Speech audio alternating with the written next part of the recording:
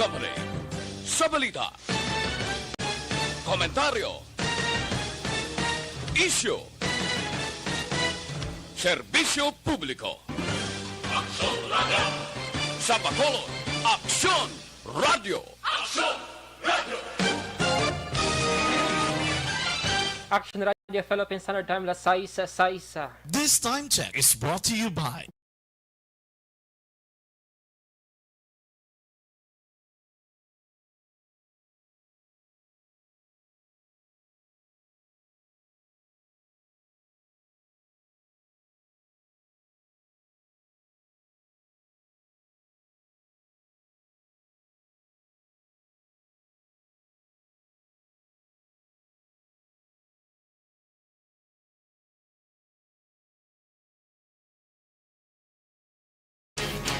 Aksyon! Balita Evening Edition. Magadulong sa inyo sang mga nagapanguna nga balita lokal, national, international, sports, kag entertainment. Aksyon! Aksyon! Balita Evening Edition. Kag karon ang inyo news team. Una sa balita, una sa aksyon.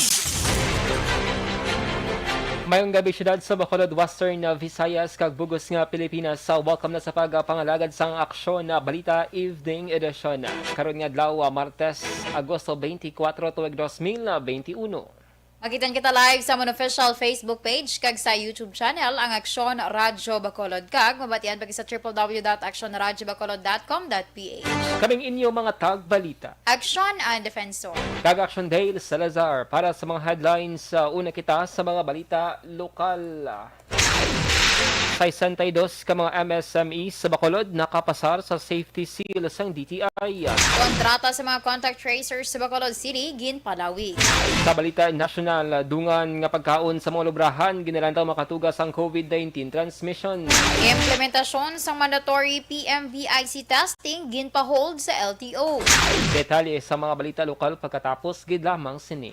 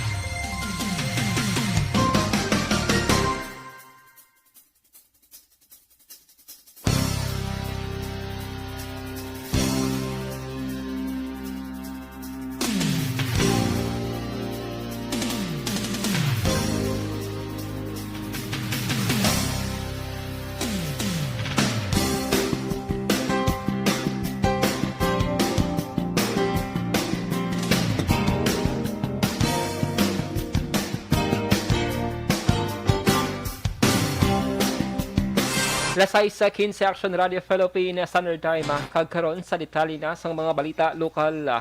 Naglabot sa 62 sa 85 ka mga aplikante ng mga micro, small and medium enterprise o MSMEs ang nakapasal sa Safety Seal Program sa Department of Trade and Industry Negros Occidental. Suno kay DTI Negros Provincial Director Rachel Nufable, wala labot sa ilang ahensya nagahatag man sang Safety Seal ang Department of Labor and Employment, Department of Tourism ug Local Government Unit. Suno kay Nufable, sakop sa ilang monitoring ang mga supermarkets, repair shop, convenience store, construction and hardware, spa kag barbershop. Ginpayag man sini nga makabulig ang Safety Seal sila nga pag-engganyo nga magkadto sa ilang mga bumalakal bangod ginakilala sila nga nagapatuman sang health and safety protocol sa ilang mga establishmento. Lakip sa gina-check diri ang mga strikto nga pagpatuman sang social distancing, ang ilang banyo, washing area, alcohol, backtrack kung stay safe ang iban pa nga ginpatuman bangod sa nagapadayon nga pandemic. Ginpalawig ang kontrata sang 105 ka mga contact tracers nga ginhire sang DILG sa syudad sa Bacolod. Lunes nga adlaw sang gindeploy ang mga contact tracer nga mag-augment sa Bacolod tubtob Desyembre tuig 2021. Sa madumduman, 94 ka mga contact tracers ay nagdakop ang ila kontrata nagligad nga Agosto 8 kag iban sa ila ang nakapangita na sang trabaho. Sulod kay DILG Bacolod Director Maria Joy Mardath Madayag, ang mga ginrehire nga mga contact tracers ang base sa ilang nga aktibo nga performance kag wala sang bad feedback. Suno kay City Administrator M. Ang nagapasalamat si Mayor Bing Lunardia kay DILG Secretary Eduardo Anyo sa positibo nga pangabay nga palawigon ang kontrata sa mga contact tracers nga may crucial nga trabaho sa pagpatuman sang prevent, detect, isolate, treat, reintegrate o kon PDITR strategy kontra COVID-19. Ginanunsyo ni City Administrator kay Bacolod Emergency Operations Center Executive Director M. Ang isang Bacolod sa 3 ka mga lugar sa Western Visayas nga padalan sang machine para sa vaccine passport. Ang vaccine passport ang kinahanglanon para magbiyahe sa iban nga pungsod kag ining nagaunod sa impormasyon sang brand sang COVID-19 vaccine kag kung saan nabaton ang bakuna. Suno kay ang subong nga bulan sa Agosto mayara sang machine nga padala sa syudad sa Bacolod, isa sa Clan kag isa man sa Iloilo City para sa vaccination passport nga mayara sang QR code.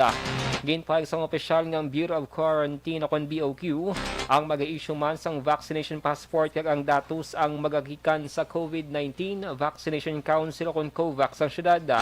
Sa record sang COVAX tubtob Agosto 22, 2021, yara sa 22% sang target population o kon kapin na 24,000 ang fully vaccinated na, kag kapin na 156,000 ang nakabato naman sang first dose sang bakuna sa Bacolod. Soon, nakita sa ginatawag na vaccination passport, which is being issued actually by the Bureau of Quarantine. Kaya kinanglan na maglahi later on internationally, ang manug-amot na ang machine natin dito sa Bacolod. Nabatian si City Administrator M. Ang Ginapaabot nga maka-generate sang 3,000 tubtob 5,000 katrabaho ang pagatukuron nga Rockwell Center Bacolod IT Park sa GM Cordova, Barangay Mandalagan, syudad sa Bacolod. Lunes nga adlaw sa nagpatigayon sa public hearing si Councilor Archie Baribar, ang chair sa Committee on Urban Planning Development and Basic Services, kasunod sa pangabay nga reclassification sang propiedad halin residential pagkadto sa commercial. Suno kay Baribar, base sa public hearing pagatukuron ang Rockwell Center Bacolod IT Park sa 19 ka hektarya nga propiedad, mayara sa business process outsourcing o kon BPO, kag commercial kag subong residential centers. Ginalantaw ni Baribar ang pagsanyog sa sining proyekto sa lugar nga daw kaangay sa Rockwell sa Makati. Suno pa sa konsehal, ang proyekto ginapaabot nga matapos sa sulod sang 3 ka tuig, base man sa palayag sang tiglawas sang Rockwell sa public hearing. Sa dugang pangabalita lokal, ginakabig din Negros Occidental Vice Governor Jeffrey Ferrer ng isa kadako nga hangkat sila administrasyon kung paano tapnaw ng COVID-19 pandemic. Iningin pahag ni Ferrer isa kalaw antes ang tuigan nga State of the Province address sa konsopa ni Governor Bong Lacson. Suno kay Ferrer, nagsugod ang administrasyon nila ni Governor Bong Lacson sa 2019 kag 2020 sa nag-umpisa ang kaso sang COVID-19 sa Negros Occidental. Ginpahag sang Vice Gobernador nga apisar sang sining sitwasyon. Ila ginitunguan ni Lacson nga mapadayon ang serbisyo sa mga pumuluyo. Sa regular nga sesyon sang sanggol ng panalawigan subong hapon, ginpresentar ni Lacson ang inisyal nga kaundan sa iyang sopa. Si Ferrer kag mga miyembro ng SPM mula ang gitugutan nga makatambong bilang pagtuman man sa nagapadaan nga health ag safety protocol. Ang kabugusan nga kondansang sopa sang gobernador ang masaksihan virtually las 2 sang hapon bukas nga daw Miyerkules. Bagi man sa official Facebook page sang probinsya nga Provincial Government of Negros Occidental. Gintuldo ka na ni Vice Governor Jeffrey Ferrer ang mga palamangkutanon kung daw ang ilaplano ni Governor Bong Lacson sa 2022 nga eleksyon. Sunod kay Ferrer, magapabili ng ila tandem ni Lacson sa diin. Siya amo sa gihapon na magapapili bilang vice-gobernador samtang gobernador o kon gobernador naman si Lacson. Dugang pa ni Ferrer, wala sang sinuman nga miyembro sa United Negros Alliance o kon UNEGA kag sa Love Negros nga maga-enkwentro sa ila. Una dirigin pahayag ni UNEGA Secretary General Cadiz City Mayor Salvador Escalante Jr. nga suportado sa mga incumbent mayor sa Negros Occidental ang Lacson Ferrer nga tandem. Nagdigad nga si Mana nagwa ang report angot sa plano ni Bacolod City Congressman kag City Administrator John Orola nga magapapili gobernador sa Negros Occidental.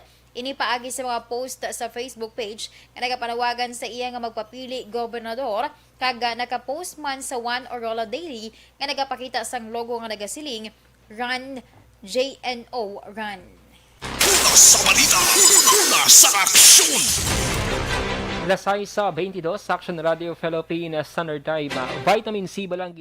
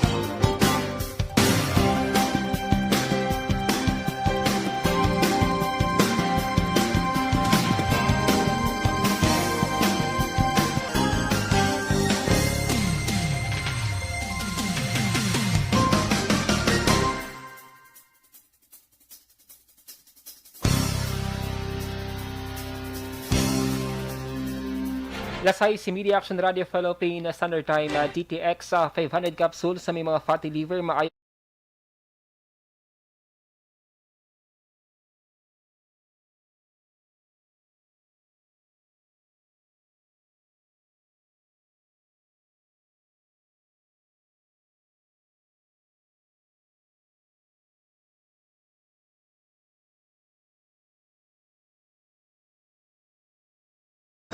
nagpaandamang sa ka-DOH official batok sa posible transmission sang COVID-19 pali sa social gathering sa sulod sang trabaho kang isang ululupod nga pagkaon na ginpag ni DOH Disease Prevention and Control Bureau Director Nika Hao bisan nga kalabanan sa mga COVID-19 transmission ang nagakatabo sa komunidad o kon sa sulod sang balay madamo man sang report nga nabaton ng otoridad nga nagakatabo ang workplace transmission na nagpanugyan si Hao sa mga alternatibo nga paagi kang isang pagdala sang pack lunch pagkaon sa workstations kag pag-schedule man sa pagsulod sa mga empleyado sa pantry.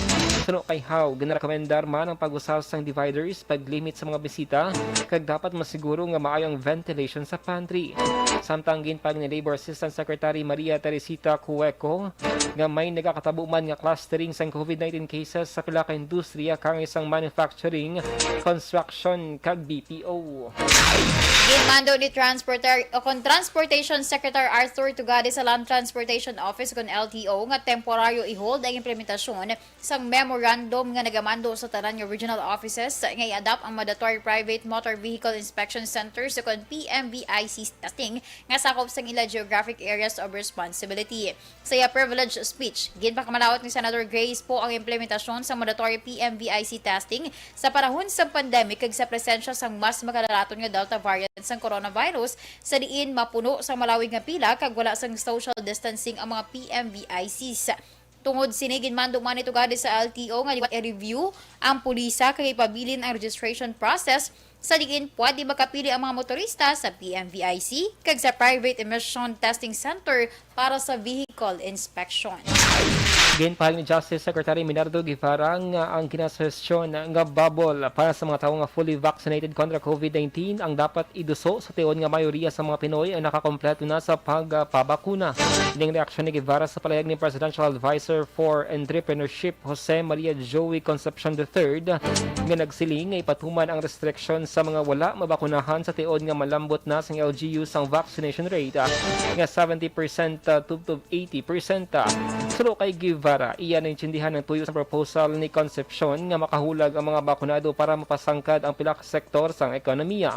Pero suno kay Guevara, maayo ang ini nga ideya pero posible mabayular naman ang equal protection clause sa mga tawo nga wala mabakunahan pero nagasunod naman sa mga mandatory nga health protocol. Sa katapusan nga balita national, nagapati ang mga opisyal sa Bureau of Internal Revenue kon BIR nga ginpana sa couple nga ginreport nagaganar sa multi-million pesos sa vlogging ang ila social media channel agud makalikaw sa pagbayad sa tax. Sa investigasyon sa BIR, ang couple nagaganar sang 50 tubtob 100 milyones pesos sa nakaligid nga duha ka tuig sa diid. Nakapondar sila sa malahalon nga salakyan kay nakapatukod man sang mansion sa Metro Manila. Suno sa sources sa BIR, ginpana sang duha ang ila channel kadlaw pagkatapos i-anunsyo ni BIR Commissioner Cesar Dulay ang crackdowns na batok sa social media influencers nga nagabaton sa dalag kung kwarta sa social media pareho sa YouTube kag Facebook pagiman sa pagbayad sang tax. Ang couple ginreport nga may masobra 11 milyones ka mga subscribers kag ginihinagwa ang ilang ngalan samtang pending pa ang investigasyon. Suno sa BIR, hindi absuelto ang couple sa pagbayad sang tax sa pihak sa pag-delete sang ila social media channel. Sa balita, sa aksyon! Lasay sa 34 Action Radio Philippine Standard Time D3 Bayo mga ka-aksyon na ang kabulig mo sa pagbuhin sang body weight. Ang D3 Bayo mayara sang accept.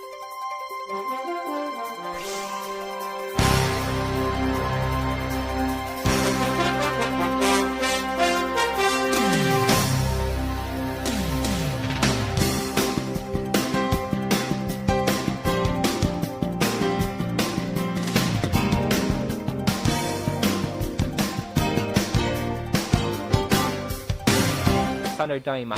Inyo nabatian ang kabugusan ng mga balita sa Aksyon Balita Evening Edition.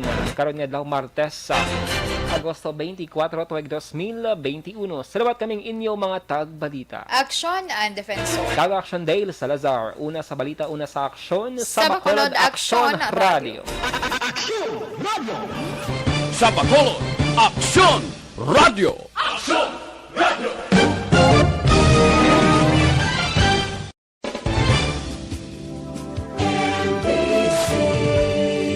Manila Broadcasting Company. Sa balita, komentaryo, isyu, serbisyo publiko. Aksyon Radio. Sa Bacolod, Aksyon Radio. Aksyon Radio.